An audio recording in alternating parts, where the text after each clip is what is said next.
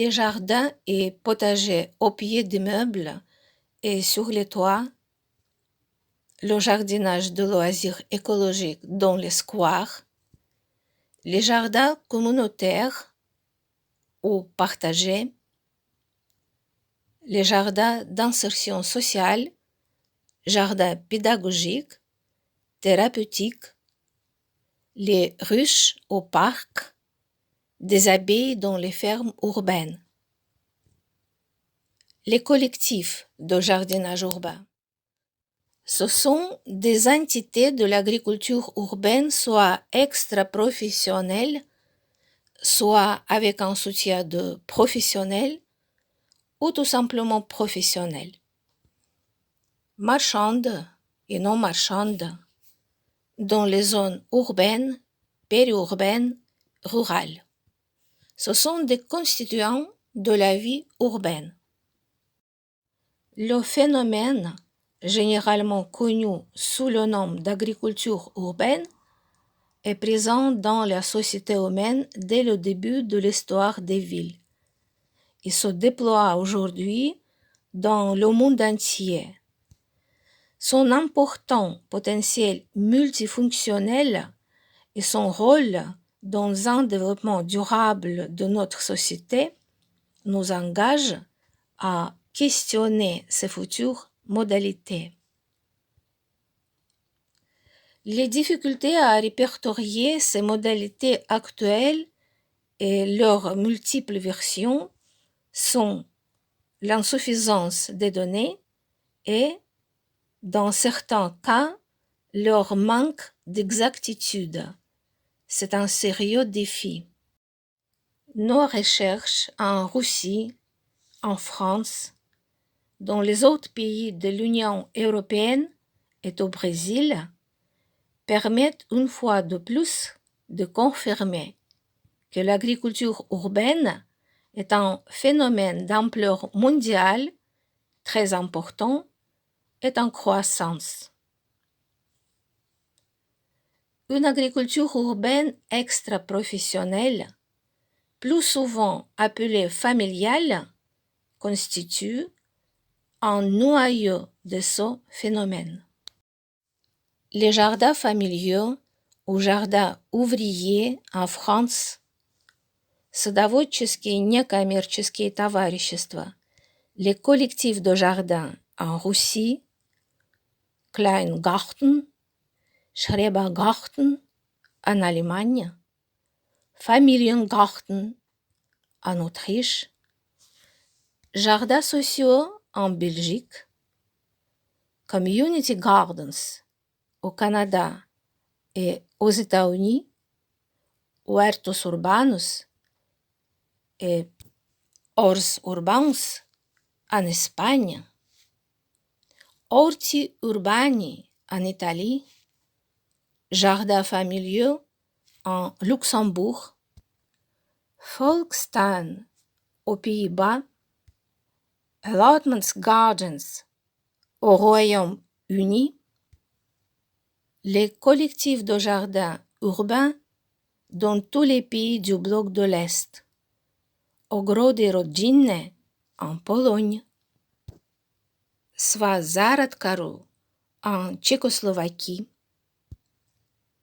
Le paysage complexe des collectifs de jardins, des ménages urbains, paysage immense, varié, impressionnant, se dessine dans la scène mondiale. À la fois économique, sociale et culturelle, cette agriculture urbaine, activité extra-professionnelle non marchande, pratiquée par des citadins eux-mêmes, sert de tampon régulateur des crises en combinant les fonctions relatives à la production alimentaire, à la santé, au repos, au loisir, à l'éducation des enfants, à la création artistique. À partir des données collectées, dont celles réunies par la Fédération internationale des jardins familiaux, nous pouvons estimer qu'environ 1% des citadins français accèdent à une parcelle dans un collectif de jardin. Ce chiffre est par contre de 4% en Allemagne, 12% en Pologne et, selon les approches appliquées, de 41 à 70 en Russie. En France, parmi les acteurs associatifs, la plus grande fédération nationale des jardins familiaux et collectifs regroupe environ 25 000 parcelles. Ces interlocutrices allemandes et polonaises comptent chacune plus d'1 million de parcelles. L'Union des jardiniers de Russie en compte environ 20 millions. La redécouverte de l'agriculture urbaine s'effectue par vagues successives depuis les recherches impulsées dans les années 1980 par le Centre canadien de recherche pour le développement international, CRDI, l'Université des Nations Unies, l'UNICEF et des scientifiques comme Ignacy Sachs. Le défi urbain, le chapitre 9 du rapport Brundtland de 1987, préconisa son développement. Un large processus d'enquête et de recherche conduit à partir de 1991 par Jack Smith et ses collègues de l'Urban Agriculture Network déboucha sur un rapport du Programme des Nations Unies pour le développement, PNUD, à la conférence Habitat II d'Istanbul de 1996. Ce rapport présenta une première analyse globale de l'agriculture urbaine dont le monde y proposa d'institutionnaliser celle-ci en tant que secteur distinct d'activité. Il s'en est suivi une multiplication des recherches, l'encouragement de cette activité par de grandes villes d'Amérique du Nord et de l'hémisphère sud, et sa reconnaissance progressive par les États. Ces travaux mettent l'accent sur l'apport de l'agriculture urbaine à la production alimentaire, à la lutte contre la pauvreté, à l'amélioration de la qualité des sols, de l'air et de l'eau. Parce qu'elle s'adressait surtout aux pays en développement, cette activité a été considérée en Europe de l'Ouest comme concernant surtout les populations à faible revenu. Mais les expériences de la Russie et d'autres pays d'Europe démontrent son intérêt pour la plupart des citadins. La prise de conscience de l'importance de l'agriculture urbaine dans le contexte de l'étalement urbain, de difficultés d'approvisionnement alimentaire du monde, en font un élément nécessaire de l'agenda des politiques publiques désireuses de plus de proximité entre la ville et la nature, l'alimentation, l'agriculture. Par-delà leurs différences, les collectifs de jardins présentent des caractéristiques communes. Ils incluent un ensemble de parcelles individuelles et des parcelles à usage collectif. Ils sont entourés par des grillages, comportent des allées pour l'accès aux parcelles. La plupart des collectifs sont aménagés sur des terrains appartenant à des collectivités territoriales qui passent des accords avec les associations ou coopératives. Les parcelles sont le plus souvent attribuées par contrat révocable. Les surfaces moyennes des parcelles varient d'environ 200 mètres carrés en France à 350 mètres carrés en Pologne, 460 mètres carrés en Allemagne, 900 mètres carrés en Russie. Une partie des collectifs est gouvernée par des logiques d'assistanat. Une part croissante est prise en charge par les associations utilisatrices en partenariat avec les pouvoirs publics. Les services communs consistent en la mise à disposition de l'eau, de l'électricité et même du gaz, des serres pour faire les semis en intérieur et préparer ou garder les pousses avant de les distribuer et de les mettre en pleine terre. Des lieux d'outillage, des endroits de réunion et de rencontre entre les jardiniers, la sécurité, la collecte des déchets. Sur les parcelles, les familles jouissent d'une liberté d'utilisation. La principale fonction est un accès immédiat au sol, une possibilité de planter le nécessaire ou le plaisant. Mais la liberté de bâtir une maisonnette utilisée comme espace de villégiature est le privilège d'une partie seulement des collectifs de jardin. C'est le cas en Allemagne, en Autriche, en Europe de l'Est et du Nord.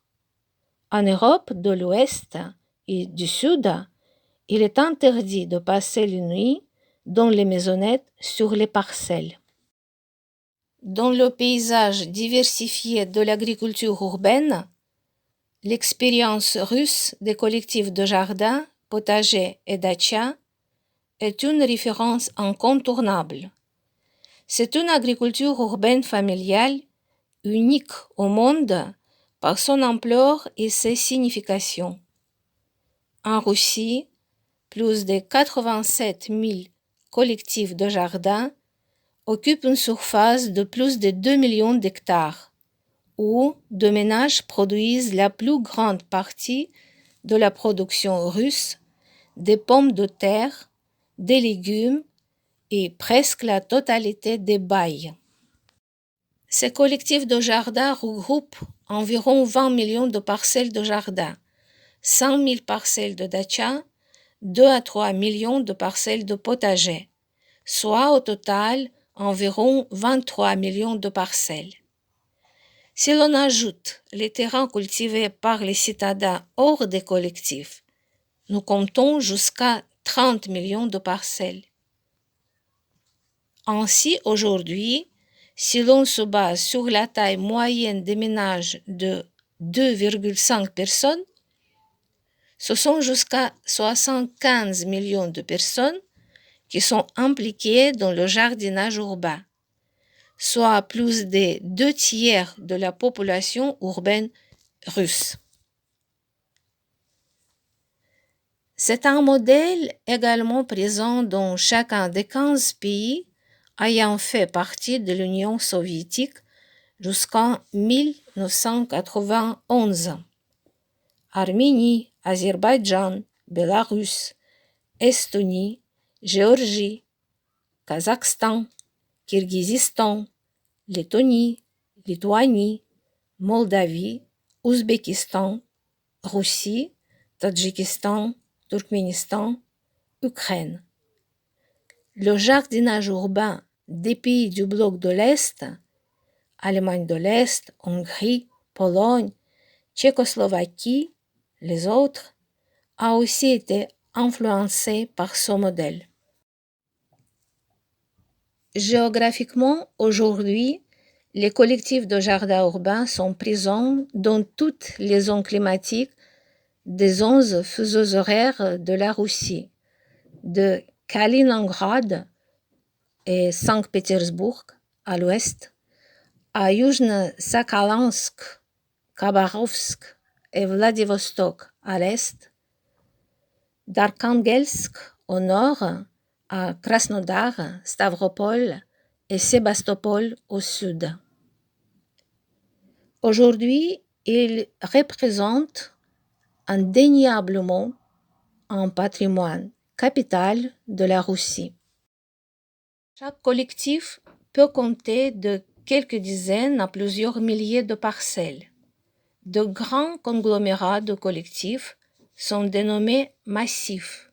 Un des plus grands massifs Danube, Dunai, localisé près de Saint-Pétersbourg, compte 90 collectifs de jardins. Les certains entre eux rassemblent plus de 10 000 parcelles. Au total, ce massif accueille environ 150 000 citadins en été. Regardons de plus près le Tatarstan, une république de la Fédération de Russie située entre la région de la Volga moyenne et l'Oural. Il compte presque 77% de population urbaine. 950 collectifs de jardins, de potagers et de datchas du Tatarstan sont localisés, comme partout en Russie, dans les villes et à leur périphérie, ainsi que dans les zones rurales. 90% des collectifs sont localisés dans les zones urbaines et périurbaines. Kazan, la capitale, avec une population d'environ 1,3 million de personnes au 1er janvier 2021, compte 750 collectifs, soit 80% de tous les collectifs. Dans l'ensemble, les collectifs de la République du Tatarstan englobent plus de 386 000 parcelles, soit environ 965 000 jardiniers. Les collectifs occupent plus de 20 000 hectares. En parlant de la densité du pays des jardiniers, de la surface couverte par ces jardins, nous avons 4 825 jardiniers par 1 km². À titre de comparaison, la densité du pays des agriculteurs, en d'autres termes la surface de terre agricole ouvrée, est moins de 5 agriculteurs par 1 km de terre cultivée. Bien sûr, la population jardinière est saisonnière, comme l'a noté Karel Čapek dans son célèbre livre L'année du jardinier, édité en 1929. Un véritable signe du printemps est la précipitation des voisins sur leurs parcelles, avec des bêches et des houes, des ciseaux, de la peinture à la chaux pour les arbres et toutes les sortes de poudre pour le sol. Les jardiniers apparaissent dans leur jardin dès qu'il devient possible d'accéder aux parcelles et de commencer à préparer le sol pour les plantations, tôt au printemps. Ils y resteront au moins jusqu'aux premiers froids en septembre-octobre. Aujourd'hui, le nombre de jardiniers qui passent même tout l'hiver au jardin est de plus en plus nombreux. Les collectifs occupent les terres juridiquement définies comme les terres d'établissement de peuplement, les terres agricoles, les terres forestières et les terres de réserve d'État. Ce sont les terres constructibles et non constructibles. La distance entre l'habitation principale d'un jardinier et son collectif de jardin peut aller de quelques centaines de mètres dans les cas de petites villes à plusieurs centaines de kilomètres pour les habitants des capitales, comme pour les moscovites, par exemple. Si une partie des jardins est localisée au sein des villes, la grosse majorité des collectifs se situe dans leur périphérie.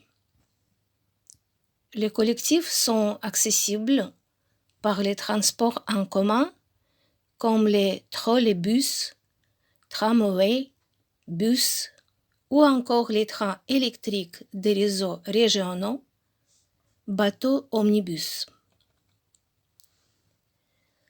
Le nombre de jardiniers utilisant leur voiture n'est pas non plus négligeable. Rien ne stoppe les citadins. Ils se précipitent sur leurs parcelles après la journée de travail et pour les plus éloignés, pendant les week-ends et les vacances courtes et longues. Les parcelles et leurs maisonnettes sont aujourd'hui, pour la plupart, la propriété pleine et entière de leurs utilisateurs. Le mouvement de privatisation a été initié au cours des années 1990. Mais depuis 2001, le Code foncier autorise le rachat des terres à des taux fixés par les autorités locales. La loi fédérale numéro 93 de 30 juin 2006, populairement dénommée Amnistie des Dachas, simplifie la privatisation, c'est-à-dire que les parcelles acquises avant 2001 peuvent être privatisées gratuitement et sur simple présentation de documents prouvant ce fait. Méfiants, les jardiniers n'étaient pas tous convaincus de privatiser leurs parcelles, mais par la nécessité et pour combattre les raideurs et accapareurs de terres urbaines, ils ont fini par se rendre compte que la privatisation de leurs terres jardinées était le meilleur moyen d'en devenir maître à part entière et pour toujours, ainsi que de la petite maisonnette construite dessus. C'est le cas du collectif appelé Vétérans, qui réunit principalement les veufs et enfants des participants de guerre.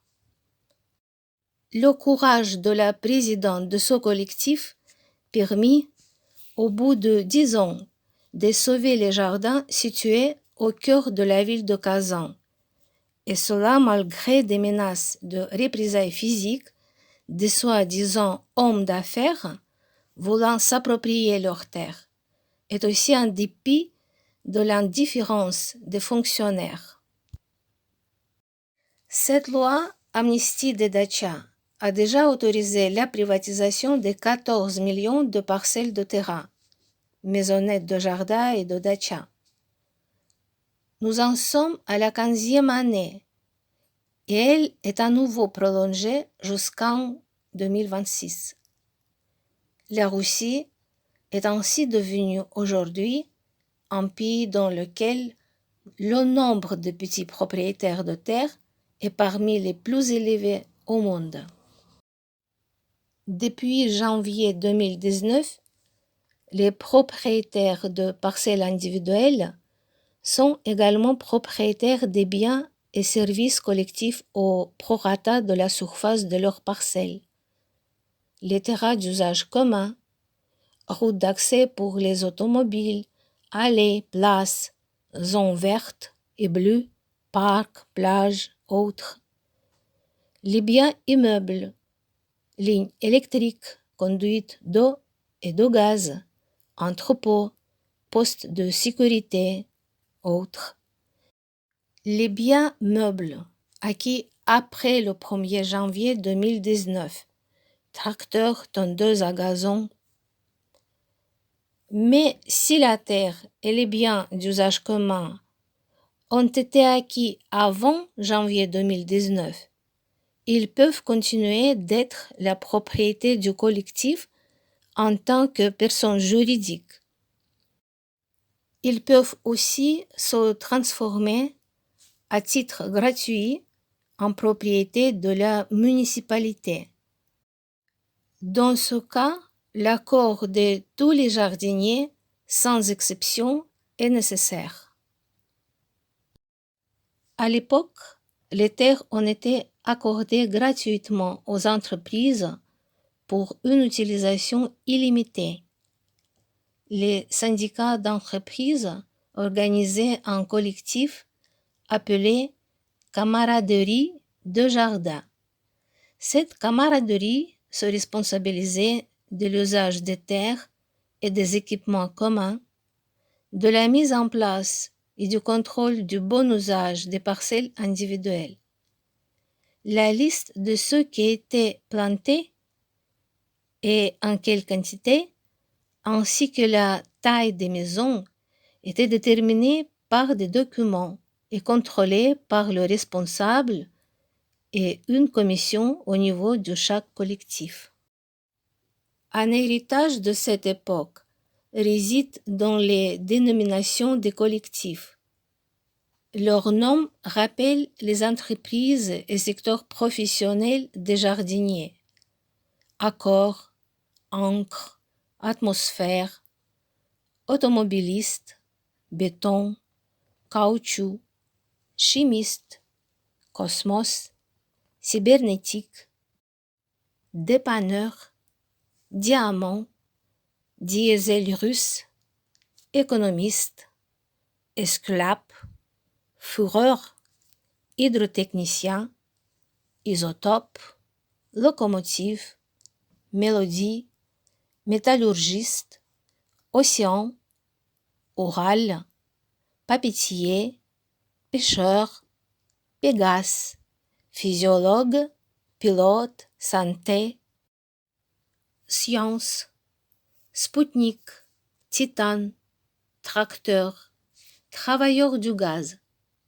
Synthèse, le collectif de jardin de l'usine chimique de synthèse organique. Aéroport, des travailleurs des services aéroportuaires. KMPO, de l'entreprise de construction des moteurs d'avions. Fourreur, d'usine de fourrure. Ouvrier de textile, de l'entreprise de production des textiles. Accord, des musiciens. Les dénominations peuvent aussi rappeler des événements historiques marquants. L'aurore, nom du croiseur dont les canonnades ont marqué le début de la révolution d'octobre de 1917, ou encore le collectif nommé La Barricade, le vétéran de guerre. Elles peuvent désigner des localisations géographiques comme le Danube, l'île Victoria, le Bé, la Sibérie, la Volga. Les dénominations également évoquent le rapport entre la nature et les jardiniers, leurs rêves et leur état d'esprit. Ambre, camomille, petit chêne, petite abeille, les bouleaux, petit noix, petite viorne, petite framboise, pissenlit, récolte, rose, sorbier des oiseleurs, amitié, conte de fées, espoir, jeunesse, rêve, quiétude. C'est la fierté et l'estime de leur vie professionnelle, l'amour pour leur terre et leur jardin, l'aspiration à une vie meilleure qui commande l'imagination et la créativité des jardiniers dans l'invention des noms de leur collectif. Les parcelles étaient accordées en priorité aux meilleurs travailleurs, peredoviki, aux participants de la Deuxième Guerre mondiale, aux invalides. Aujourd'hui également, les familles nombreuses et les vétérans de guerre ont priorité pour l'acquisition, gratuite ou presque, d'une parcelle. Les premiers collectifs furent créés avant les années 1950. Le 24 février 1949, un décret du Soviet des ministres de l'URSS sur le jardinage et potager collectif et individuel des ouvriers et des fonctionnaires, stipulant qu'elle serait prêtée aux familles pour une période de 5 ans. Elles furent ensuite attribuées à vie, le sol continuant d'appartenir à l'État et la maisonnette à la famille. Il était interdit de construire des maisonnettes afin d'y passer les nuits jusqu'en année 1960. Cette interdiction fut levée par le décret du Conseil des ministres de la République socialiste fédérative soviétique de Russie, RSFSR, numéro 261 de 1966. Il a autorisé la construction sur les parcelles des maisons de jardin de type estival d'une superficie utile de 15 à 25 mètres carrés avec des terrasses allant jusqu'à 10 mètres carrés par famille. C'est ce fameux décret qui a certifié l'attribution gratuite de terres aux entreprises et aux autres institutions pour les distribuer entre les ouvriers et les fonctionnaires par parcelle de 600 mètres carrés par famille. Les terrains étaient exemptés des loyers fonciers, exonérés d'impôts sur les revenus.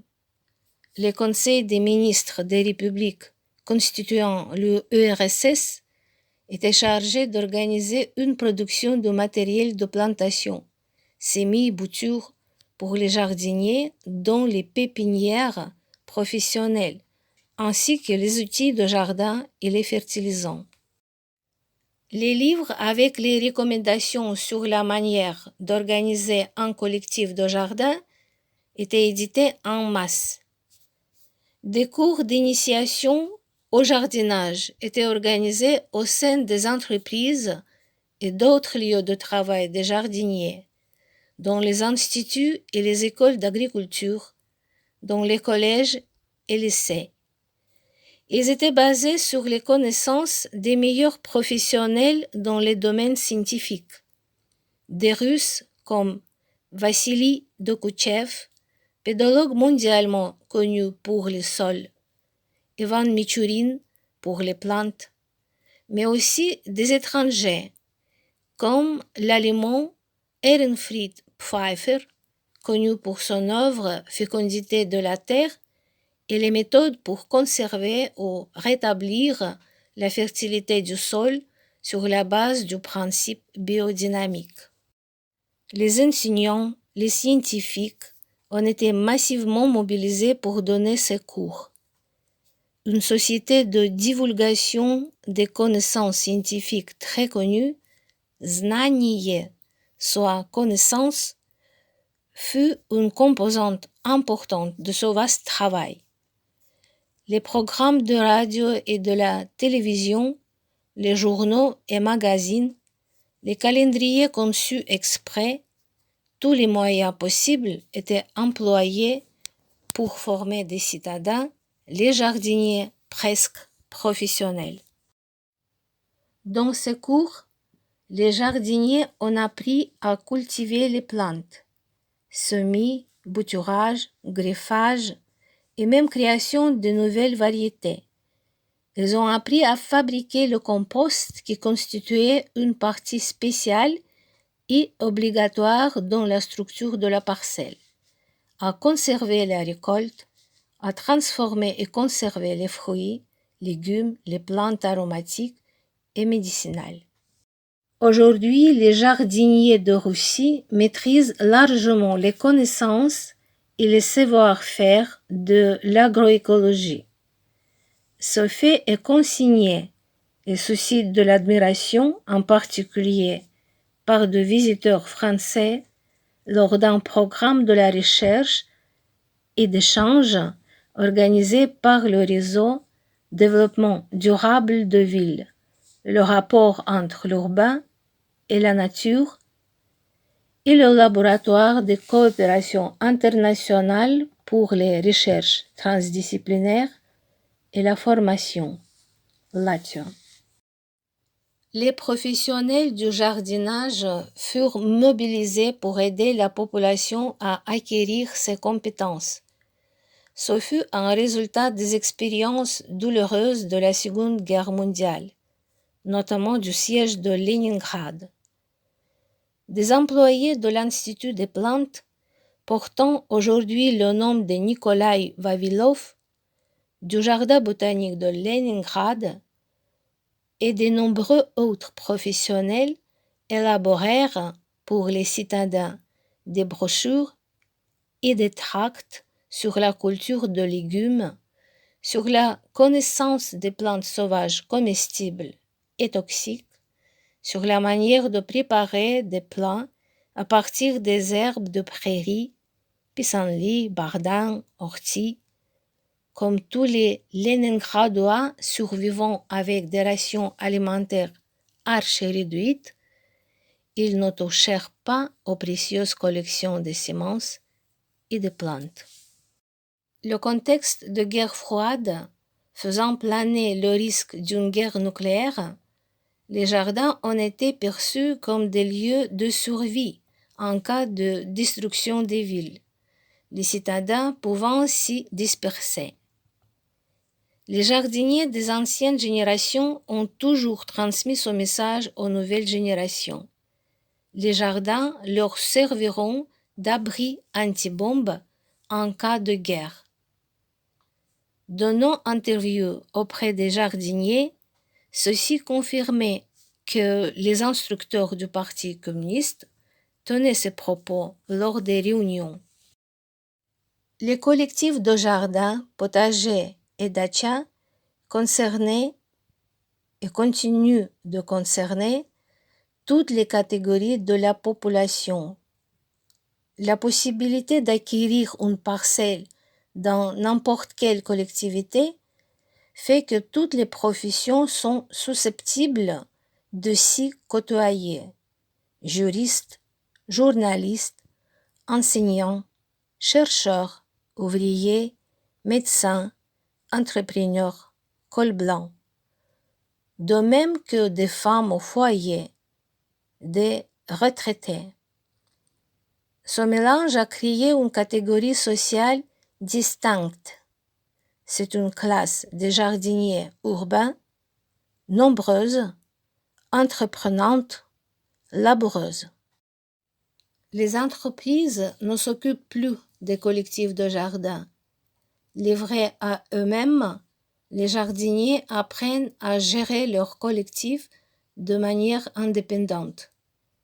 Ils combinent une gestion collective avec une utilisation individuelle des parcelles correspondant aux préférences des familles. L'esprit plus entrepreneur, autonome, combatif, transparaissent aussi dans les nouvelles dénominations des collectifs, comme optimiste. Le collectif créé en 1995 à autour de 25 km de Kazan, la capitale. Entouré d'une clôture, généralement en grillage, un collectif est divisé en parcelles individuelles. Les terres dites d'utilisation commune sont dédiées aux services communs. Ce sont l'électricité, l'eau, parfois le gaz. Les allées servent de rues conduisant à un petit ensemble de parcelles juxtaposées. Une maisonnette de l'administration est construite à l'entrée des collectifs. Ici, les jardiniers s'informent des dernières nouvelles de la vie collective. Parfois, le collectif dispose d'une boutique vendant les produits essentiels, alimentation, produits de hygiène, d'entretien.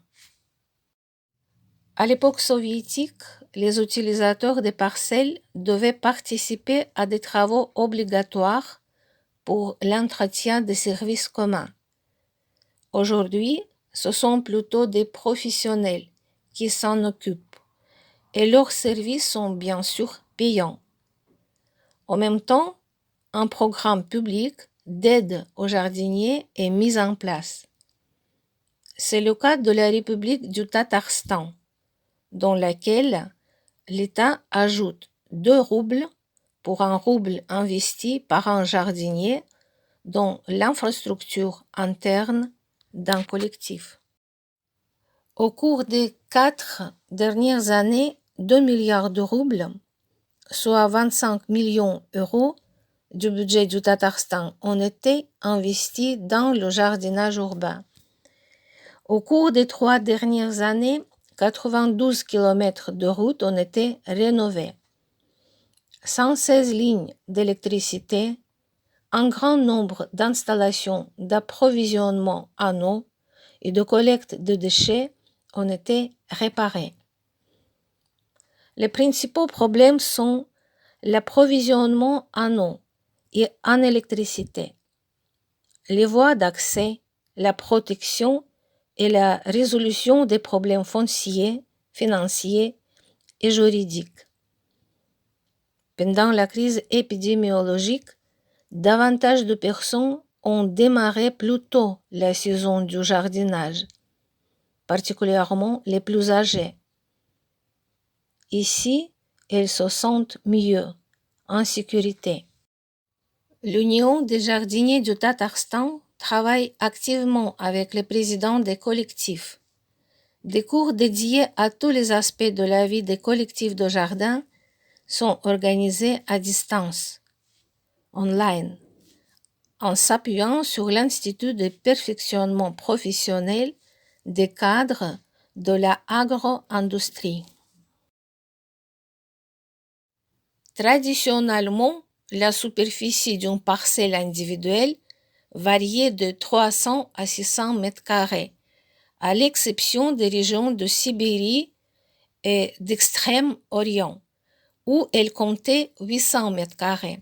Dans les années 1950 à 1970, il y avait un contrôle assez sévère de la taille des maisonnettes, des quantités de plantations, de l'utilisation des saunas interdites sur les parcelles. Nous pouvons considérer que l'élargissement de la taille des maisons, l'augmentation de la quantité et de la diversité des plantations, l'installation des saunas sont une vraie conquête sociale accomplie pas à pas, sans bruit ni victime, par une logique de bon sens, autonome des intérêts coïncidents, d'un côté des citadins et de l'autre des pouvoirs défaillants et incapables de s'occuper de leurs besoins. La parcelle de 600 mètres carrés est devenue un symbole de jardinage urbain collectif russe. L'expression populaire « mes 6 heures de chair et de sang » Мои кровные 6 соток, forgée dans l'époque soviétique, illustre l'attachement affectif des citadins à ce morceau de terre qu'ils ont aménagé et rendu fertile. C'est ainsi qu'un nombre de magazines et journaux consacrés au jardinage, d'entreprises de production et de vente de semences et autres matériaux nécessaires aux jardiniers s'appelle aussi Mes 6 heures. Cette périphrase est enracinée dans le langage quotidien de tous les citoyens. Sur ces 600 mètres carrés, les jardiniers construisent une maisonnette, un kiosque ou une gloriette de jardin, une remise pour les outils, graines et plantes, un sauna, un sanitaire WC. Ils y installent une serre, créent un espace de compostage. Ils aménagent un endroit pour leurs enfants. Et cet espace jardiné est amplement embelli Pour ces jardiniers, le fait d'être maître chez soi les encourageait à développer un nombre illimité d'aptitudes, de talents, une disposition à tout faire par eux-mêmes. Cette formule « je suis maître chez moi » répétée par les jardiniers fonctionne littéralement dans tous les domaines liés à la vie de la parcelle. Et pour les aider, une grande quantité de journaux locaux et nationaux, calendriers, livres de jardinage est continuellement publié. Un parmi eux me tient à cœur. Un magazine d'occasion précisément appelé Maître chez soi, avec lequel nous avons pu réaliser un concours de récits de jardiniers, racontant leurs histoires de citadins agriculteurs. Cette fois aussi, les jardiniers ont prouvé leur capacité illimitée de réflexion sur eux-mêmes. Nous avons découvert ensemble que les parcelles ne sont pas seulement des lieux de plantation et de survie. Par leur histoire de vie, leur parcelle est apparue comme un réfracteur à travers lequel nous avons apercevions aussi l'histoire d'un grand pays racontée par leurs participants. Les jardiniers s'intéressent à tout et ils savent réellement comment définir par exemple les propriétés des sols, comment les traiter, les entretenir et les restaurer, les amender pour y produire certains types de plantes et même créer du sol à partir de presque rien. Ce fut le cas dans ce collectif Victoria Hill où les futurs jardiniers, des fonctionnaires de l'Institut de génie civil et d'architecture ont créé un jardin prospère sur une île jusque-là constamment inondée. Le sol a été créé par chaque détenteur parcelle, couche par couche, d'abord avec des gravats, des briques cassées et des pierres concassées, du sable, puis de l'humus. Tout ceci était amené en camion dans les voitures familiales avec des chariots de toutes sortes à vélo.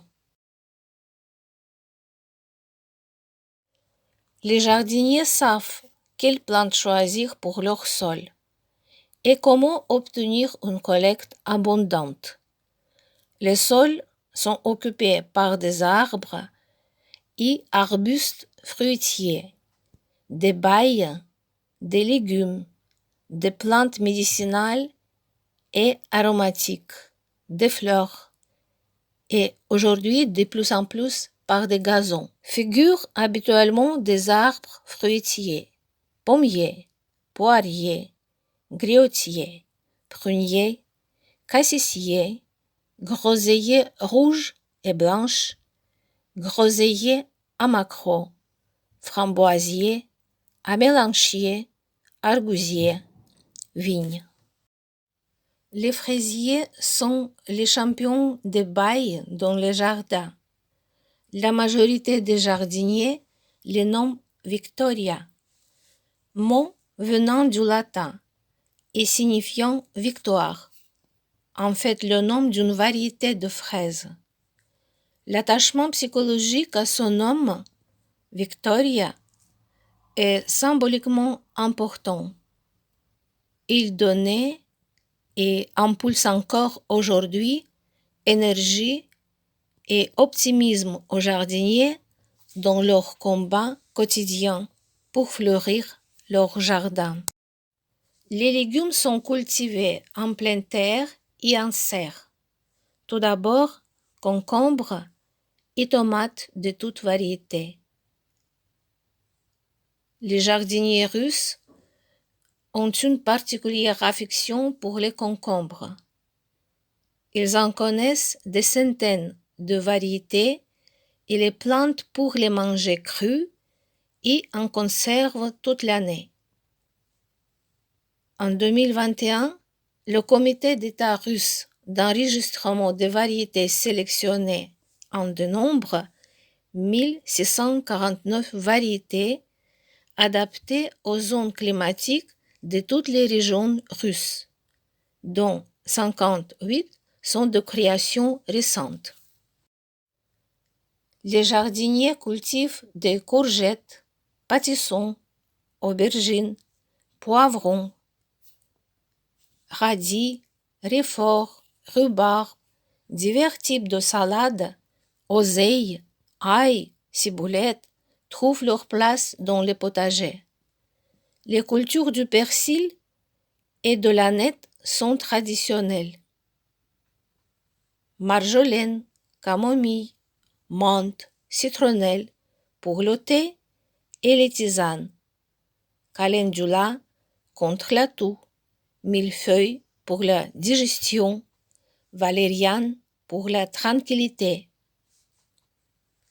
L'ortie qui pousse de manière sauvage un peu partout sur la parcelle est considérée comme une plante médicinale et souvent utilisée au début du printemps pour préparer une soupe d'ouverture de la saison jardinière. Elle est aussi utilisée pour préparer le purin qui stimule la croissance des légumes et des fleurs. Les jardiniers sont capables de produire pratiquement tous les légumes qu'ils consomment et presque toute la quantité de pommes de terre nécessaire à leur famille. En période de difficultés économiques ou financières, ils privilégient les cultures potagères et plantent davantage de pommes de terre. Pendant la crise des années 1990, le pouvoir d'achat de certains salaires, versés avec des mois de retard, fut divisé par 4 à 5. En réponse au risque de famine dans les villes russes, les États-Unis et l'Union européenne mirent sur pied des programmes d'aide alimentaire. Mais c'est essentiellement le jardinage des urbains qui a permis d'y échapper. D'après les estimations, il a fourni au milieu des années 1990 jusqu'à la moitié de la valeur de la production de pommes de terre, fruits, cucurbitacées et autres légumes de l'économie familiale, soit entre le cinquième et le quart de la valeur de la production alimentaire de la Russie. Les pommes de terre, les choux blancs sont des composantes traditionnelles de la cuisine russe. Mais en période stable, les jardiniers ne les produisent pas en grande quantité sur leurs parcelles. Ils privilégient les variétés les plus originales à leur goût, plantent d'autres variétés de choux, expérimentant le brocoli, le chou rouge, le chou de Bruxelles, le chou rave. Aujourd'hui, ils retrouvent de l'intérêt à planter des citrouilles, des navets, des plantes dites oubliées, comme les topinambours, choux-navets, panais. Le nombre de fruits, de baies et de légumes cultivés par les jardiniers n'est pas limité. Ils aiment expérimenter de nouvelles plantes qu'ils ne connaissaient pas auparavant ou qui ne faisaient pas partie du paysage des collectifs de jardin, soit par des raisons de climat, soit par tradition ou pour d'autres raisons. Comme dans les autres régions du monde, la prise de conscience écologique conduit à la conviction que les légumes et les fruits du jardin sont plus sains et certainement plus gustatifs que ceux achetés dans les magasins. Les jardiniers savent comment conserver les fruits et légumes, les plantes médicinales et aromatiques. Ils échangent des recettes de conservation entre amis et voisins, en inventent toujours de nouvelles. Une architecte, jardinière du collectif L'île Victoria, témoigne. Ici, à l'étage, je sèche du calendula, de l'aneth et d'autres herbes pour la santé et la cuisine. Je lis ici. Et à propos du jardin, comment cultiver et récolter des herbes, des légumes, des baies et des romans policiers pour la nuit. La production effectuée sur une parcelle est réservée en totalité à la consommation de la famille et aux échanges de proximité avec les proches, voisins, collègues. Sa vente fut toujours formellement interdite, mais tolérée pour les produits excédentaires pendant les collectes saisonnières de légumes, fruits. La même règle s'applique à l'élevage d'animaux. Chaque jardinier a le droit d'élever de petits animaux uniquement pour ses besoins personnels et en respectant les normes sanitaires. Ainsi, on trouve parfois sur les parcelles de petites installations pour les lapins, les poules et les coqs, des ruches avec leurs abeilles. À l'époque soviétique, la collecte des denrées excédentaires produites sur les parcelles était pratiquée. Il existait 18 000 centres spécialisés de collecte sur l'ensemble de l'URSS. Dans un petit reportage d'Anna Derkach d'août 2020 sur la plateforme multimédia MIR de la compagnie de radio et de la télévision, il est expliqué comment les jardiniers de la région de Yaroslavl relancent cette pratique. Chaque jardinier peut apporter ses surplus de pommes de terre, choux, concombres et autres légumes, fruits, baies, et être payé au prix du marché. La jardinière Nelly Ulyanova a trop de choux et de concombres dans son jardin. Elle va vendre le surplus au centre de collecte. Et avec l'argent reçu, elle va acheter des engrais et du fumier pour nourrir les plantes et améliorer le sol. La jardinière Lyubov Maslakova cultive jusqu'à une demi-tonne d'oignons sur 6 arts. Elle confie.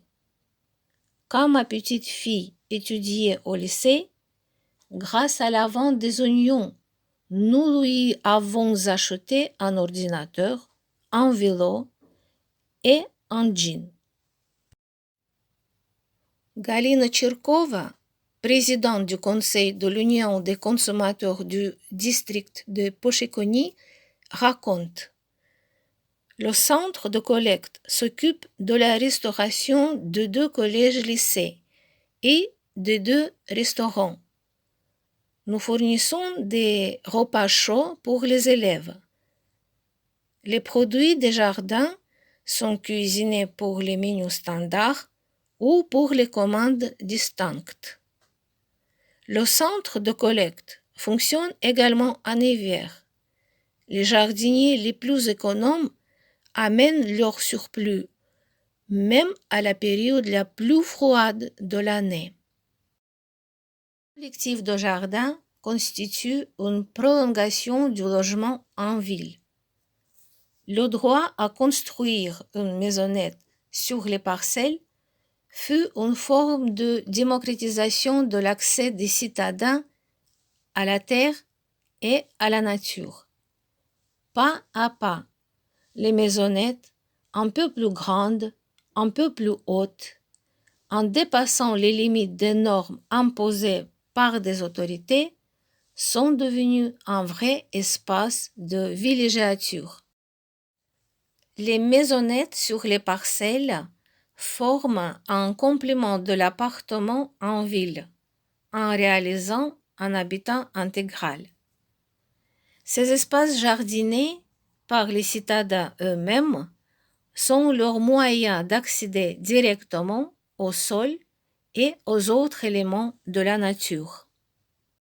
Les maisonnettes des parcelles peuvent être définies comme une variante de l'architecture vernaculaire, dans le sens où elles sont principalement construites par les jardiniers eux-mêmes, sans aucune intervention d'un architecte. Maîtres chez soi, les jardiniers sont, dans la plupart des cas, des autodidactes en matière de construction. Leurs connaissances sont issues de leur histoire familiale ou des études en amateur des ouvrages destinés aux jardiniers et aux agriculteurs, ou encore d'une aide de voisins, collègues, membres de la famille.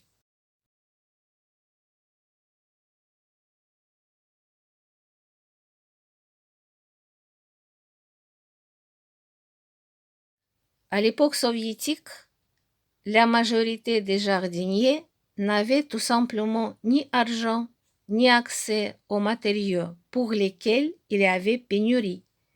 Le terme d'astati, soit parvenir d'avoir le nécessaire, régnait pour tout ce qui concernait les achats. Aujourd'hui, ils peuvent acheter des matériaux de construction de toutes sortes. L'argent reste souvent un problème. Par conséquent, le paysage des maisonnettes est très diversifié en termes de style et de genre de matériaux utilisés. Aujourd'hui encore, nous pouvons voir les maisonnettes construites avec des matériaux de fortune, trouvés par hasard dans n'importe quel endroit donné ou subtilisés dans les lieux de travail et ensuite récupérés, nettoyés, modifiés. Mais ce sont plutôt les petites maisonnettes du troisième quart du XXe siècle qui font le charme de ces arts. Construites principalement en bois multicalibre, récupérées auprès de conteneurs de toutes sortes, elles sont un témoignage et un testament, un garant constant d'une résilience et d'une indépendance conquise par des jardiniers au cours du développement du jardinage urbain collectif russe. Actuellement, les jardiniers continuent à construire et à agrémenter leurs maisons dans les collectifs de jardin selon leur goût. Ce qui reste inchangeable, la maison doit avoir son cachet particulier, ne pas ressembler complètement aux autres maisons. Elle doit être originale et correspondre aux besoins et aux désirs du jardinier. Et cela n'empêche pas des échanges de connaissances et de savoir-faire entre les jardiniers. L'histoire des maisonnettes sur les parcelles s'est développée parallèlement avec celle des dachas des élites soviétiques. Elle succède aux ussadibas, imenies, dachas d'aristocrates. Il s'agissait de propriétés foncières avec leurs bâtiments, donnés par le pouvoir aux personnes jugées méritantes, du fait des services rendus à l'État. Les traces de ces anciennes entités se retrouvent dans les approches architecturales et les constructions des maisonnettes sur les parcelles, et aussi dans le mode de vie des jardiniers et dans l'atmosphère régnant dans les collectifs. C'est un espace distinct où les personnes se sentent chez elles.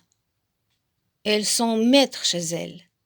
Cet espace, ouvert au monde, reste en même temps un espace intime de solitude apaisante et rassérénant, un espace d'autoréalisation personnelle.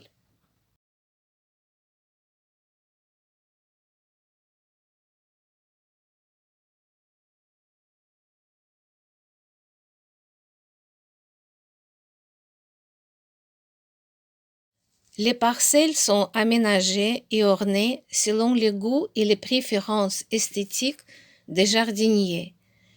Le rapport esthétique avec sa parcelle et sa maisonnette est direct et intime. Il se différencie de l'attitude visuelle consommatrice et passive de relation à la nature dans les parcs et jardins paysagers publics, où les professionnels fabriquent ce rapport esthétique entre les passants et la nature. Selon de nombreuses interviews avec les jardiniers, créer la beauté sur la parcelle est un besoin presque vital. Ils décorent leur maison avec des chambranles de fenêtres et de portes, des girouettes sur le toit, des piliers soutenant les entrées de la maison, les vérandas et les terrasses. Bricoleurs, designers et concepteurs chez soi, ils personnalisent l'intérieur de leur maisonnette en construisant escaliers entre-étages, poêles, mobilier sur mesure. Les clôtures aussi deviennent souvent un objet d'art pour les jardiniers. Ils remplissent la parcelle avec une immensité de variétés de fleurs. Ils créent des espaces spécifiques évoquant leur profession, les endroits à visiter ou encore leurs rêves. Souvent, les jardiniers aménagent de petites réserves d'eau avec des fleurs et des cascades. Ils aménagent gazebos et gloriettes en bois, pavillons de jardin. La parcelle est un lieu privilégié du bricolage, du recyclage, de l'inventivité. Ils réutilisent les vieux objets de la manière ingénieuse en leur donnant une deuxième vie. Ils conçoivent de nouveaux objets selon leur perception et imagination de la beauté. Dans les interviews, les jardiniers citent souvent les grands auteurs de la littérature russe, Anton Tchekhov, Léon Tolstoï, Féodor Dostoïevski, en rappelant les phrases devenues aphorismes.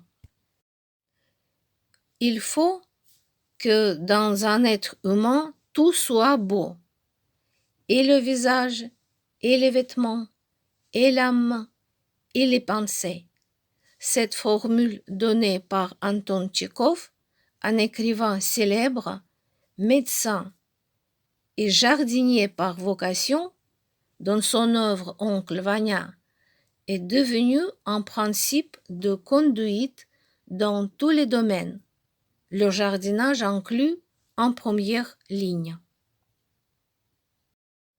La parcelle est un espace de liberté individuelle incomparable. En créant la beauté, en exprimant leur créativité, les jardiniers se reconnectent avec les sentiments et le sens le plus profond de leur existence. Et ils confirment, réaliser de la beauté à sa façon est un besoin existentiel de l'homme. Les jardiniers reconnaissent et témoignent de l'effet thérapeutique, apaisant et régénérateur de leur activité esthétique. Cette expérience exercée par les adultes et les enfants dans l'espace jardinier alimente leur capacité intellectuelle, leur talent, leur qualité morale et psychique.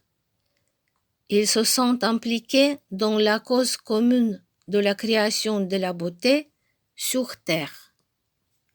Les jardins urbains aident à améliorer la santé en permettant aux gens de consommer des fruits et légumes cultivés localement, en offrant des possibilités d'activité physique.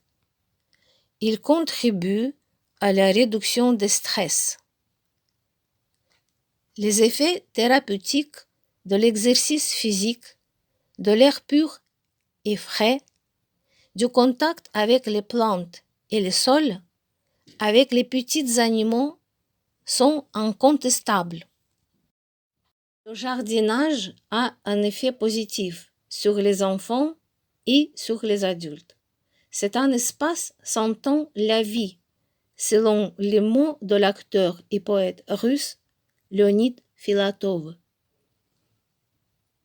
Surtout les jardiniers de l'ancienne génération témoignent dans les entretiens que le fait d'être dans un espace naturel ouvert leur permet d'oublier leur maladie, de sorte que même les médicaments qu'ils prennent habituellement en hiver deviennent inutiles en été. Et cela est confirmé par leurs médecins. Un composant important, presque incontournable de la thérapie par le jardin est la bagna. Avoir sur sa parcelle une bagne, ou en d'autres termes un bain ou un sauna, est aussi une vraie conquête des jardiniers. Interdite au début, presque tout le monde en dispose aujourd'hui sur sa parcelle. Elles peuvent être modestes ou plus ou moins sophistiquées. Leur utilisation est un véritable art employant des connaissances spécifiques.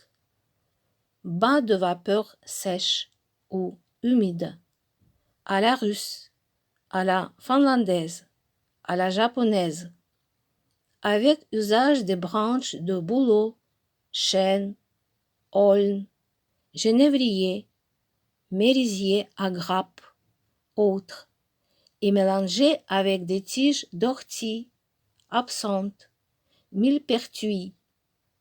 Le sauna renforce les défenses naturelles du corps, notamment pour lutter contre les infections et le stress. Les saunas sont des constructions à part, où les compartiments sont prévus pour intercaler les bains à vapeur avec les douches, prendre des tisanes de fleurs de tilleul, menthe, origan, camomille, houblon, tenir une conversation sereine, apaisée. Construit par les jardiniers eux-mêmes ou par les professionnels, un sauna sur la parcelle peut se présenter comme une petite maisonnette ou une cabane rustique ou une construction moderne. Mais il est un élément aujourd'hui indispensable du jardin urbain. Les collectifs de jardin contribuent à amortir les crises de la société, du point de vue du renforcement de la santé physique, psychologique et émotionnelle des personnes. Dans les difficiles années 1990, la peur de la famine, incrustée dans la mémoire individuelle et collective, est réapparue. La désorganisation de tous les domaines de la vie conduisait les citadins à rechercher un peu de tranquillité dans les jardins, potagers, dachas. Dans les entreprises, les transports en commun, les magasins, on entendait souvent cette expression « je pars au jardin pour oublier toute cette pagaille ». C'est d'ailleurs aussi le cas aujourd'hui avec le Covid. Les collectifs de jardin en Russie sont aussi des lieux de renforcement des liens familiaux et de développement de la personne. Dans les ménages où les parents travaillent tous les jours de la semaine, ils deviennent le lieu privilégié par les familles pour prendre du temps ensemble les week-ends et les vacances. Lorsque les enfants vivent ailleurs, c'est au jardin qu'ils viennent retrouver leurs parents à la belle saison. Les parents et grands-parents inculquent aux enfants leur savoir-faire en matière de jardinage, de construction, de confection des conserves et de recettes culinaires, Ils ont également l'occasion de transmettre le goût du travail, des principes de vie. C'est ainsi un endroit de liberté, y compris idéologiquement, où les discussions politiques et les anecdotes ont pris une place importante. L'expression « avoir un jardin » a pour le citadin la signification de se sentir plus libre, plus autonome.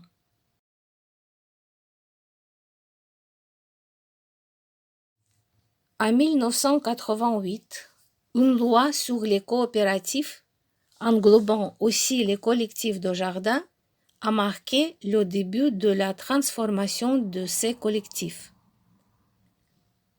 À partir des années 1990, la mise en place des jardins et leur maintenance ne furent plus assurées par les entreprises.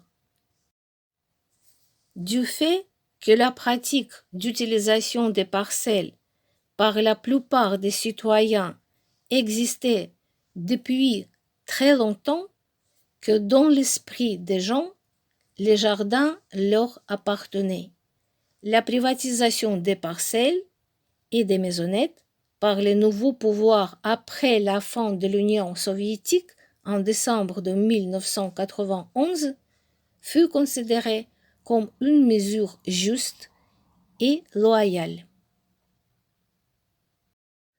Le statut de personne juridique fut accordé aux collectifs de jardins, dachas et potagers.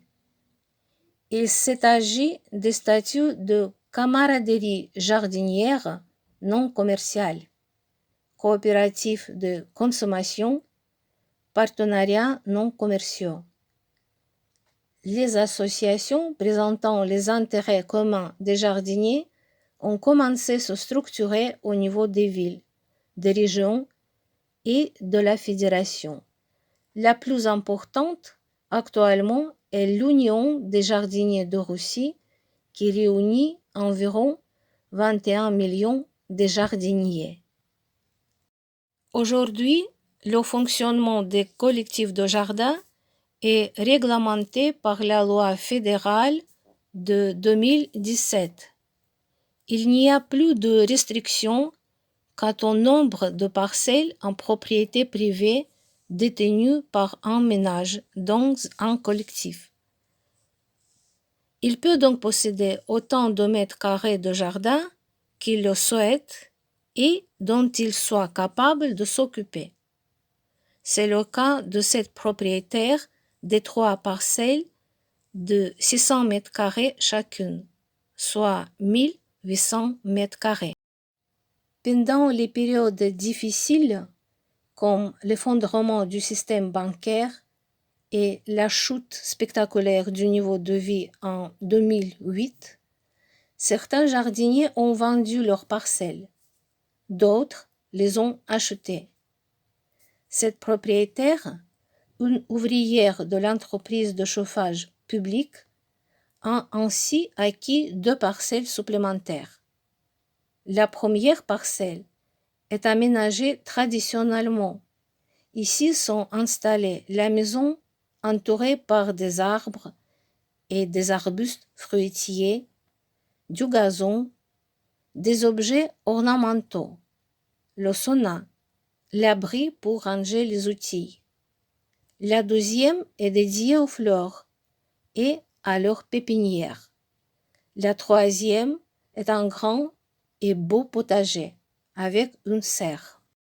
Travaillant la nuit après la fin de son service, fatiguée, cette dame se dépêche d'aller directement, sans passer à la maison, sur ces 3 parcelles. Même sans avoir encore dormi, elle se sent heureuse. Les collectifs russes de jardin furent et restent désignés par la locution camaraderie. Marqués par leur passé soviétique, ces unions de jardiniers camarades sont les associations sans but lucratif qui rappellent les valeurs de justice sociale, d'entraide humaine, d'ouverture vers les autres. Actuellement, il joue un rôle considérable dans la conscientisation écologique de l'homme.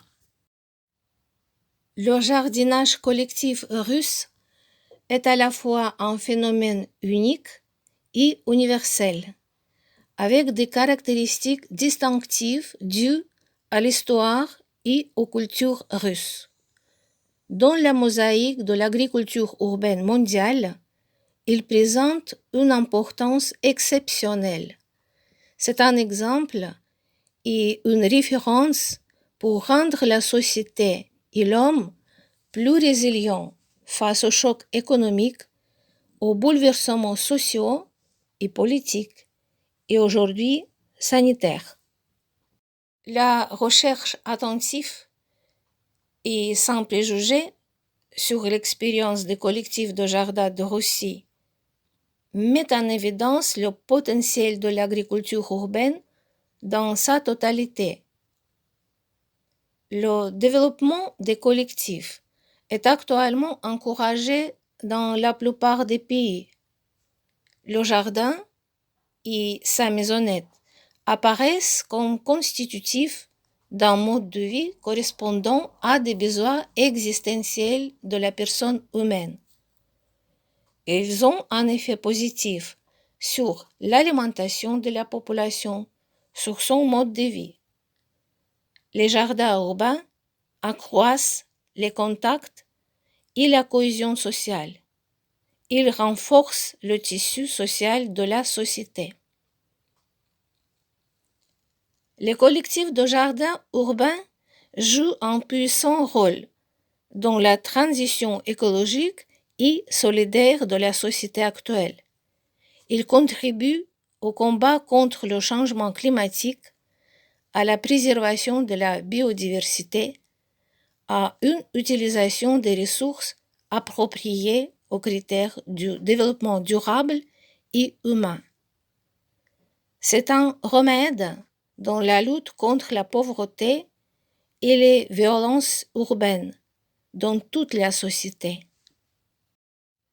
La recherche de nouvelles modalités d'agriculture urbaine remet en question le rapport entre le monde rural et l'urbain, en obligeant à repenser la ville actuelle.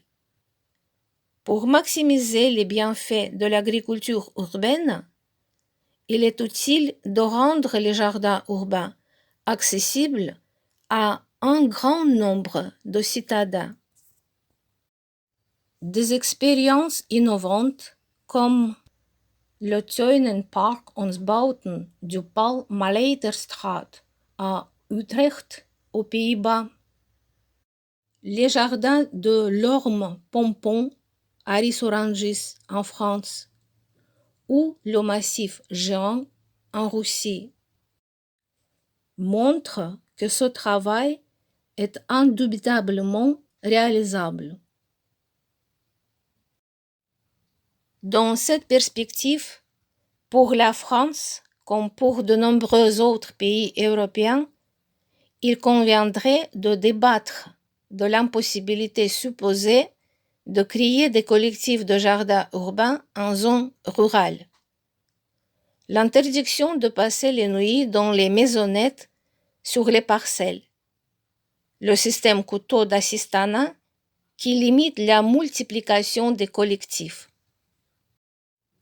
Le message universel de l'expérience russe consiste à rappeler que cette activité peut favoriser l'invention d'une culture urbaine inédite, incluant le travail des sols et des plantes, susceptible de garantir la sécurité alimentaire des populations, de combattre la pauvreté et la violence, d'améliorer la qualité des sols, de l'air et de l'eau, de faire émerger des modes de vie plus apaisés.